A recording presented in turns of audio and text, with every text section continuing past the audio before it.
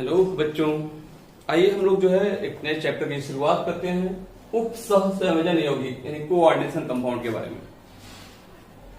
अगर आपने इसे बुक से पढ़ने की कोशिश की होगी तो शुरुआत ही ऐसी की गई है कि आज के आधुनिक अकार्बनिक रसायन हो या जीवों का रसायन हो या उद्योग का रसायन हो, उन सभी का यह आधार है। कौन सा? Coordination compound. अब इसका आधार है, ये पढ़ना है, ये तो आप पढ़ चुके हैं।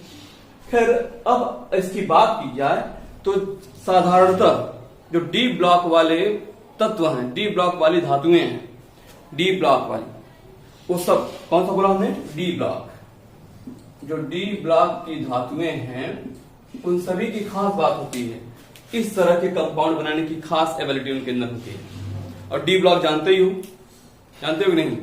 इलेक्ट्रॉनिक कॉन्फ़िगरेशन लिख लेते हैं 1s2 2s2 के अकॉर्डिंग आहबा प्रिंसिपल। हाँ, तो जब आप इस तरह से इलेक्ट्रॉनिक कॉन्फ़िगरेशन लिखते हैं तो अगर अंतिम इलेक्ट्रॉन डी उपकोष में जाता है, डी सबसेल में, तो उसे आप नाम देते हैं डी ब्लॉक के एलिमेंट्स, डी ब्लॉक के तत्व। ठीक है, तो वही लोग ये सब बनाते हैं।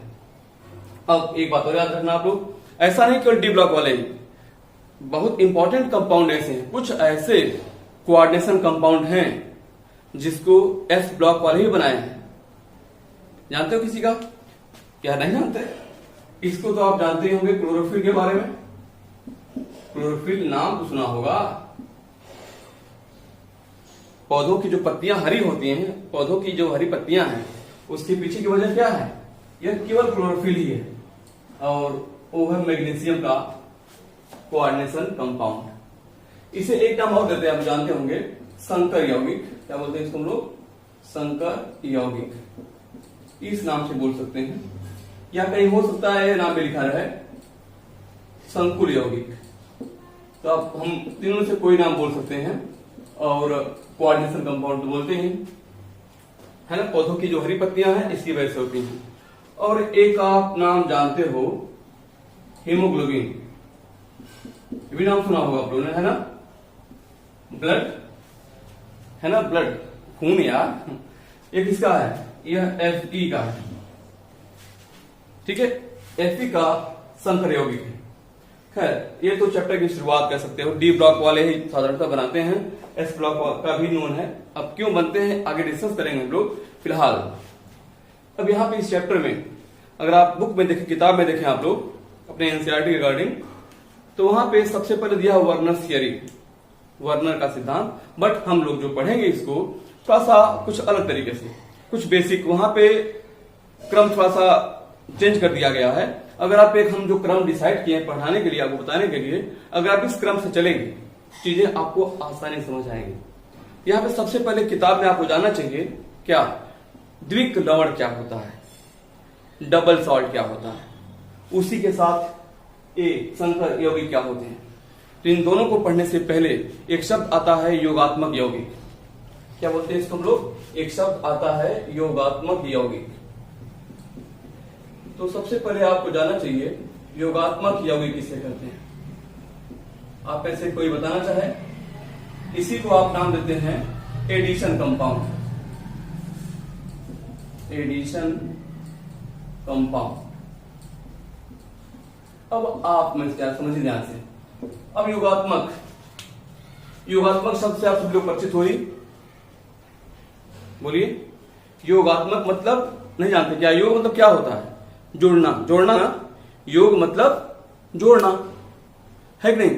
तो जहां पे कुछ कंपाउंड्स आपस में जुड़ गए हों, कुछ यौगिक आपस में जुड़ गए हों, योगात्मक हो जाएगा। फिलहाल हम लोग यहाँ पे अकार्बनिक रसायन में है, अकार्बनिक में है। ठीक है, तो आप यहाँ पे साल्ट के जुड़ने की बात करेंगे, लवण के जुड़ने की बात करेंगे। साल्ट, है ना? इसमें कहा जाता है, देखिए, दो या दो से ज्यादा लवण हो गया और कोई लवण ऐसे मिल जाता है ऐसे, और इसको हम लोग जल की सहायता जोड़ते हैं, क्रिस्टलाइन वाटर की सहायता से। जब हम कोई एक लवण 1 हो गया, लवण 2 हो गया, दो या दो से अधिक प्रकार के लवण को एक साथ मिला दिया गया है, पानी की सहायता से मिलाएंगे। कैसे? पहले आप इनको बनाएंगे सोल्यूशन के रूप में। साल्ट को, इन लवण को पानी में घोलेंगे पहले, बनाएंगे सोल्यूशन यानी विलयन, दोनों का बन गया विलयन। अलग अलग कंडीशन की विलयन संतृप्त होना चाहिए। संतृप्त विलयन बनाया हम लोगों ने, फिर इसे वाष्पीकृत करें या इसे ठंडा होने के लिए छोड़ दें। तो ऐसा करने के बाद बनाया हमने लवण 1 का संतृप्त विलयन, लवण 2 का संतृप्त विलयन, फिर इसे आपने ठंडा होने के लिए छोड़ दिया या वाष्पीकृत कर दिया। तो जो यौगिक मिलता है ये दोनों क्या करेंगे, आपस में जुड़ जाएंगे। यहाँ पे जो कंपाउंड मिलता है उसी का नाम होता है योगात्मक यौगिक। ये हो जाता है योगात्मक यौगिक, एडिशन कंपाउंड ऐड होने के बाद। समझ आ रहा सबको? जैसे देखिए हम दिखाते हैं आपको।